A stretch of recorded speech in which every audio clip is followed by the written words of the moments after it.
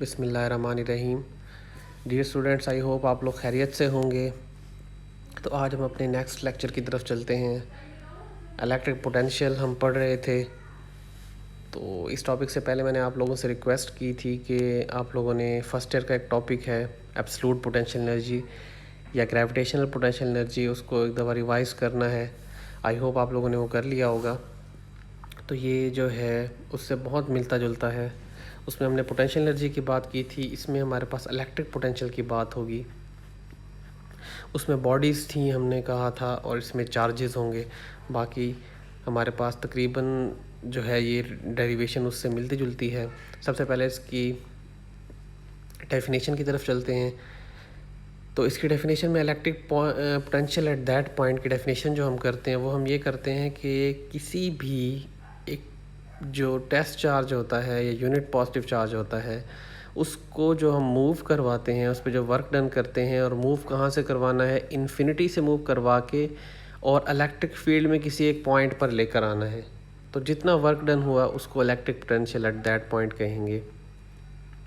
मैं एक दफ़ा इसको रिवाइज़ कर देता हूँ कि एक यूनिट चार्ज है आपके पास, यूनिट पॉजिटिव चार्ज या टेस्ट चार्ज, उसको हम किसी भी इन्फिनिटी पॉइंट से जहाँ पे कोई इलेक्ट्रिक फील्ड नहीं है वहाँ से उठा के और हम कहाँ पे लेके आ रहे हैं, किसी चार्ज की इलेक्ट्रिक फील्ड के अंदर लेकर आ रहे हैं। उसको चार्ज को लेके आने में जितना वर्क डन हुआ है उस वर्क डन को हम कह देंगे electric potential at a point. अब इसमें इसकी डेफिनेशन एक दफ़ा रीड कर लेते हैं। Work done in moving a unit positive charge from infinity to that point keeping the charge in equilibrium is called electric potential at that point. तो हमारे पास उसमें जो ये साथ एक कंडीशन है कि उसको जो हमने इक्विलिब्रियम में लेके आना है, मतलब ये है कि उसमें एक्सेलरेशन नहीं होना चाहिए, उसकी यूनिफॉर्म स्पीड होनी चाहिए। यूनिफॉर्मली हमने उसको लेके आना है, तो तब वो यूनिफॉर्मली आएगा, तभी वो इक्विलिब्रियम में रहेगा। अच्छा जी, इसकी डेरिवेशन की तरफ चलते हैं। इसकी डेरिवेशन में हमारे पास हम सेम उसी तरीके से चलेंगे। मैं आपको इसकी डायग्राम की तरफ लेके चलता हूँ। ये इसकी बेसिकली डायग्राम है।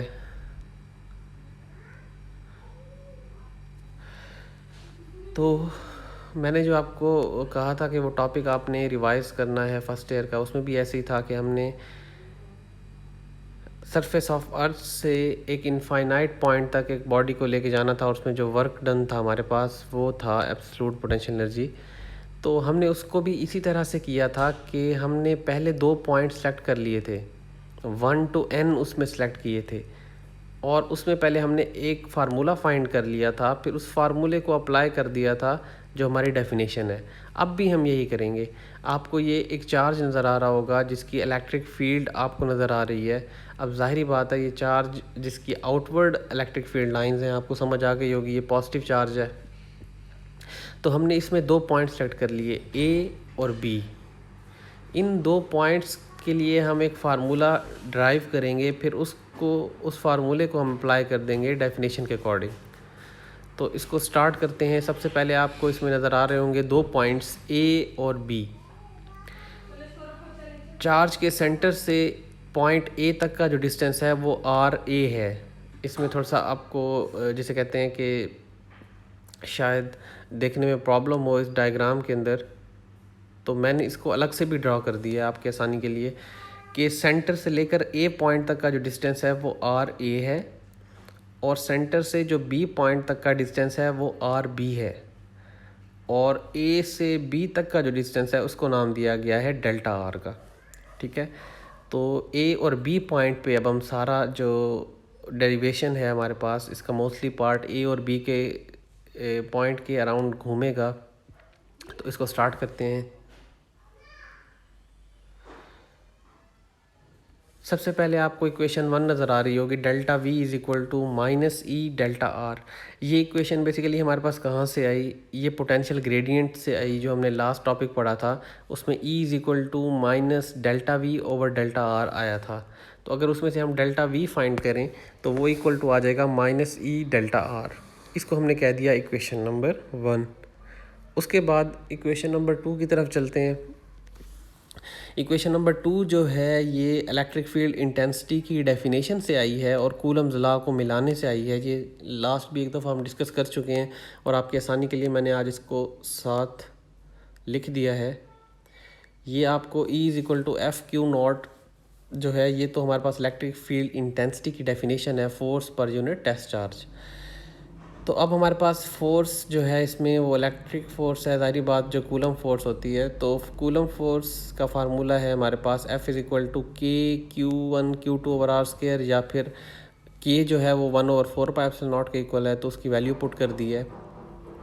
तो F जो है वो 1/4πε0 Q0 ओवर आर स्क्वायर, क्योंकि अब यहाँ पे जो दो चार्जेस जिनकी बात हो रही है, एक Q चार्ज है और एक टेस्ट चार्ज है Q0। तो Q1 Q2 की जगह हमने पुट कर दिया है Q0। तो ये फोर्स की जो हमारे पास कूलम फोर्स का फार्मूला है, इसको अगर हम ऊपर वाली इक्वेशन में पुट करें E वाली में, तो ये कुछ इस तरह से सिचुएशन बन जाएगी जो थर्ड स्टेप में है, 1/4πε0 Q0 over R square divided by Q0। तो Q0 से कैंसिल हो जाएगा, तो बाकी हमारे पास जो बचेगा वो बचेगा E is equal to 1/4πε0 Q over R square. ये डेरिवेशन सिर्फ आप लोगों को समझाने के लिए, वैसे ये स्मार्ट सिलेबस से बाहर है, लेकिन ये आप लोगों को पता होनी चाहिए क्योंकि इस्तेमाल हो रही है यहाँ पे। और इस टॉपिक में इस डेरिवेशन को नहीं लिखना आपने, इसमें सिर्फ ये लास्ट वाली इक्वेशन यूज़ करनी है, E is equal to 1/4πε0 Q over R square, जिसको हमने इक्वेशन नंबर 2 कहा है यहाँ पे डेरिवेशन के अंदर। तो आपने इसको इसी तरह से वी नो दैट और आगे ये इक्वेशन लिख देनी है जिसको इक्वेशन नंबर 2 कहा है हमने। अब चलते हैं जी नेक्स्ट, डेल्टा आर जो डिस्टेंस है हमारे पास उसकी तरफ। अभी जो मैंने आपको नेक्स्ट डायग्राम के अंदर दिखाया था, तो इसमें अब आप ये देखें कि इसने लिखा हुआ है R B is equal to R A plus delta R. ज़रा आप डायग्राम को गौर से देखें, मुझे बताएं कि क्या हम ये लिख सकते हैं कि आर बी जो है वो इक्वल टू है R A plus delta R. तो हम बिल्कुल लिख सकते हैं, क्योंकि आर ए जो है और डेल्टा आर है, इसको ऐड करें तो ये आर बी के इक्वल है। आर बी जो हमारे पास डिस्टेंस है उसके इक्वल हो जाएगा अगर हम R A plus delta R को प्लस करें। तो यही हमने यहाँ पे लिख दिया है, R B is equal to R A plus delta R. और इसमें से अगर हम डेल्टा आर को फाइंड करें तो delta R is equal to आ जाएगा R B minus R A. तो आर ए जो प्लस का है वो दूसरी तरफ जाके माइनस का हो जाएगा, तो delta R is equal to क्या हो जाएगा, आर बी माइनस आर ए।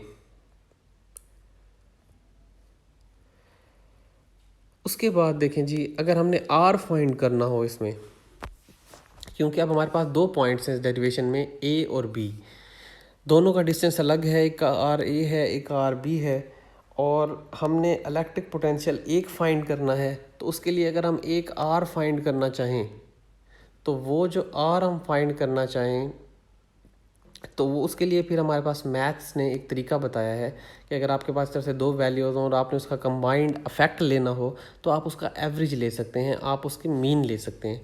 बेसिकली इसमें आपको एक चीज़ बताता जाऊं कि अभी हम जो करने जा रहे हैं वो हम क्या कर रहे हैं, हमने आर की वैल्यू फाइंड करनी है। आपको इक्वेशन नंबर 2 में नज़र आ रहा होगा, E is equal to 1/4πε0 Q over R square. इसमें आपको आर स्क्वायर जो नज़र आ रहा है, इसमें ये जो आर है इसकी वैल्यू हम अब फाइंड करने जा रहे हैं। ये जो हम अभी जितना भी सेक्शन जो है हम ड्राइव करेंगे ये हम इस आर की वैल्यू के लिए कर रहे हैं, ठीक है। इक्वेशन 1 में भी आपको डेल्टा आर नज़र आ रहा है, उसकी तो वैल्यू आ गई, वो इसी पेज में लास्ट में जो आपके पास है delta R is equal to R B minus R A. तो डेल्टा आर की वैल्यू आ गई जो इक्वेशन 1 के लिए है। इक्वेशन 2 में आर की वैल्यू पुट करनी है, अब उसके लिए अब हम ये रिलेशन फाइंड करने वाले हैं। तो सबसे पहले हमने क्या किया, हमने मैथमेटिक्स का एवरेज का फार्मूला यूज़ करते हुए कि जो हमने आर फाइंड किया है वो R A plus R B over 2 के दो वैल्यूज़ हों उनको ऐड करें और 2 पे ऐड कर दें तो उसका एवरेज आ जाता है। तो हमने आर जो है वो एवरेज फाइंड कर लिया है ए और बी पॉइंट के लिए। अच्छा जी, अब नेक्स्ट चलते हैं। नेक्स्ट क्या किया उसने आर बी की जगह आर बी की वैल्यू पुट कर दी। आपको नज़र आ रहा होगा कि R A is equal to R is equal to R A plus delta R plus R A कहाँ से आया, ये बेसिकली ऊपर आर बी की वैल्यू पुट की है जो कि अभी हमने देखी थी, जो कि डेल्टा आर प्लस आर ए के इक्वल था। और इस डायग्राम में भी हमने देखा था कि डेल्टा आर और आर ए को ऐड करेंगे तो वो आर बी के इक्वल हो जाएगा। तो हमने आर बी की जगह लिख दिया डेल्टा आर प्लस आर ए। अच्छा, उसके बाद क्या करना है, उसके बाद आप देखेंगे कि आर ए जो है वो दो हैं तो उनको ऐड कर देंगे। आर ए प्लस आर ए ये हो जाएगा 2RA plus delta are divided by 2। तो अब उसने क्या किया, 2 को दोनों तरफ से डिवाइड कर दिया है, तो जो फर्स्ट वाली टर्म है वो आर इक्वल टू आर ए बन गई है, 2 से कैंसिल हो गया है, और सेकंड वाली टर्म डेल्टा आर बाय 2 हो गई है। तो ये हमारे पास आर की वैल्यू आ गई, जो कि हमने इक्वेशन नंबर 2 के लिए पुट करनी है। लेकिन एक थोड़ा सा प्रॉब्लम क्या है, वहाँ पे आर स्केयर था, यहाँ पे वैल्यू है आर की। तो हम क्या करेंगे, हम इसका स्केयर ले लेंगे। हमने इस आर जो है इसका स्केयर ले लिया। अब स्केयर लेने के लिए हमें दोनों साइड पे स्केयर लेना पड़ेगा। तो आर स्केयर इक्वल टू हो जाएगा R A plus delta R by 2 का होल स्केयर। अब इस पे फार्मूला लगेगा A plus B whole square वाला, जो कि हमारे पास A square plus B square plus 2a भी होता है। तो वो फार्मूला जब इस पर अप्लाई करेंगे, आर ए स्केयर हो जाएगा plus delta R square by 4 हो जाएगा plus R A delta R आ जाएगा, क्योंकि जब हम 2 into R A into delta R by 2 करेंगे, 2ab करेंगे, तो वो हमारे पास बन जाएगा आर ए डेल्टा आर, 2 से कैंसिल हो जाएगा। अब इसमें जो एक टर्म है सेकंड वाली डेल्टा आर स्केयर बाय 4, तो ये टर्म जो है ये बहुत स्मॉल है। आप देखें इसमें डेल्टा आर जो है वो बहुत स्मॉल वैल्यू है। फिर हमने उसको 4 से डिवाइड भी करना है। चलो हम डेल्टा आर का स्केयर लेंगे तो थोड़ी सी वैल्यू बढ़ जाएगी, लेकिन फिर जब 4 से डिवाइड करेंगे तो वो मज़ीद कम हो जाएगी, तो वो ना होने के बराबर होगी। तो इस टर्म को हम निगलेक्ट कर देंगे, डेल्टा आर स्केयर ओवर 4 को। तो डेल्टा आर स्केयर ओवर 4 को जब हम निगलेक्ट करेंगे तो हमारे पास थर्ड स्टेप में आप देखें R square is equal to R A square बच जाएगा plus R A into delta R बच जाएगा। डेल्टा आर स्केयर ओवर 4 को हमने निगलेक्ट कर दिया। अच्छा जी, उसके बाद हमने क्या किया, डेल्टा आर की वैल्यू हमारे पास थी, डेल्टा आर हमने कहा था कि वो किसके इक्वल है, आर बी माइनस आर ए। ये आपको एंड पे नज़र आ रहा है। डेल्टा आर की वैल्यू जो थी हमारे पास वो थी are B minus R A. तो ये अब हम पुट कर देंगे डेल्टा आर की जगह पे। तो वो हमारे पास जिसे कहते हैं कि वो हमारे पास कुछ इस तरह से बन जाएगा। अच्छा जी, इसमें हम दो काम कर सकते हैं। चलें जी, इसमें हम डेल्टा आर की वैल्यू भी पुट कर सकते हैं, या ये काम भी कर सकते हैं कि जो यहाँ पे हुआ है इसमें इसने आर ए को कॉमन ले लिया। तो अगर आप आर ए को कॉमन ले लेंगे तो भी हमारे पास ये बनेगा फर्स्ट, जो जिसे कहते हैं कि टर्म बन जाएगी आर ए, और इसके आगे जो नेक्स्ट टर्म है वो बन जाएगी प्लस डेल्टा आर। और R A plus delta R जो है ये आर बी के इक्वल है, ये हम देख चुके हैं लास्ट पेज पे। तो आर स्केयर इक्वल टू आ गया आर ए आर बी के। तो यही सारा काम हमने फर्स्ट ईयर में भी उस टॉपिक के अंदर किया था। अगर आपने वो डिवाइस किया हुआ है तो आपको ये बहुत ईज़िली समझ आ गया होगा, और अगर आपने उसको नहीं रिवाइज़ किया तब भी इसको आप एक दफ़ा जब सॉल्व करेंगे तो इसमें तब आपको जाके ये क्लियर होगा। उसके बाद ये आर स्केयर की जो वैल्यू आई है इसको हमने इक्वेशन 2 में पुट कर दिया है, जो मैंने आपको बताया था, जिसके लिए हमने आर की वैल्यू फाइंड करनी है। ये इक्वेशन 2 हमारे पास थी, E is equal to 1/4 pi epsilon not Q over R A R B. अब क्यू ओवर आर स्केयर था, वहाँ पे हमने आर स्केयर की जगह पुट कर दिया आर ए आर बी। इसको हमने कह दिया इक्वेशन नंबर 3। अब ये हमारे पास इक्वेशन नंबर 3 आ गई है, और आज के लिए इतना काफ़ी है। इस टॉपिक को मज़ीद आगे हम कल फिनिश करेंगे, तो आपने इसको रिवाइज़ करना है, फिर हम इंशाल्लाह इसका नेक्स्ट पार्ट देखेंगे। थैंक यू, अल्लाह हाफ़िज़।